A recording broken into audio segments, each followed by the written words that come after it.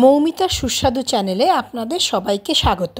আজ শোলা কচুর মুচমুচে ভাজার রেসিপি আপনাদের সাথে শেয়ার করব। আসুন দেখে নিই।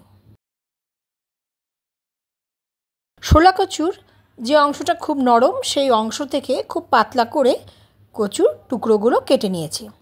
এইবার একটা চাকুর সাহায্যে অল্প অল্প করে কেটে ঠিক স্প্রিংয়ের মতো করে কাটাটা হবে ওইভাবে কেটে নিচ্ছি।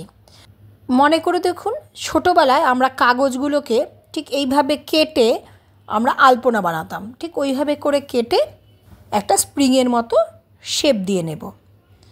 আমি এখানে চাকু ব্যবহার করেছি, আপনারা চাইলে বটিতেও খুব আস্তে আস্তে সাবধানে এইভাবে স্প্রিংয়ের একটা শেপ দিয়ে নিতে পারেন।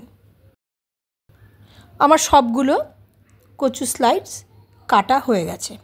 এইবার জলের মধ্যে অল্প একটু লবণ দিয়ে খুব হালকা করে কচুগুলো সেদ্ধ করে নিলাম। খেয়াল রাখতে হবে কচুগুলো যেন খুব একটা নরম না হয়, আর বেশিক্ষণ গরম জলে রেখে দেবেন না, তাতে কিন্তু তার সেদ্ধ হওয়ার প্রসেসিংটা বন্ধ হবে না। তুলে নিয়ে একটু ঠান্ডা জলে ধুয়ে নেবেন। এইবার একটা বাটিতে আমি পরিমাণ মতো বেসন আর 2 চামচের মতো চালের গুঁড়ো দিয়ে দিয়েছি। তাতে দিয়ে দিলাম হলুদ আর লবণ। হলুদ আর লবণ দিয়ে খুব ভালোভাবে সমস্ত কিছু মিশিয়ে নেব। এবার জল দিয়ে খুব ভালো করে ফেটিয়ে নিলাম। খুব অল্প অল্প করে জল দিয়ে দিয়ে ভালো করে ফেটিয়ে নিচ্ছি,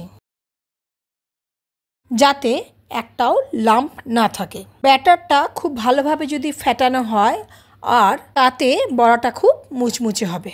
ভালো করে ফেটিয়ে নিলাম। ফেটিয়ে নিয়ে প্রায় আধ ঘন্টার জন্য একটু রেস্টে রেখে দিলাম, যাতে চালের গুঁড়ো আর বেসনটা ভালোভাবে মিশে গিয়ে ব্যাটারটা স্মুথ হয়।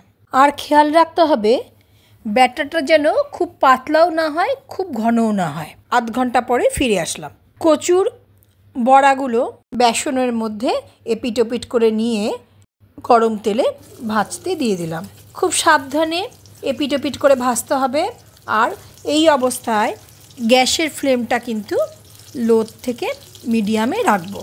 আমি এখানে সর্ষের তেল ইউজ করেছি, আপনারা চাইলে সাদা তেলও ব্যবহার করতে পারেন। গোল্ডেন ব্রাউন কালার আসা পর্যন্ত আমি বড়াটা ভেজে নেব। বড়াটা ভাজা হয়ে গেছে, এবার উঠিয়ে নিচ্ছি। এইভাবে সবগুলো কচুর বড়া তৈরি করে নিলাম। তৈরি হয়ে গেল মুচমুচে শোলা কচুর বড়া। গরম গরম ডাল ভাতের সাথে এনজয় করুন এই মুচমুচে শোলা কচুর বড়া। আমার ভিডিওটি ভালো লাগলে লাইক, শেয়ার এবং সাবস্ক্রাইব করতে ভুলবেন না।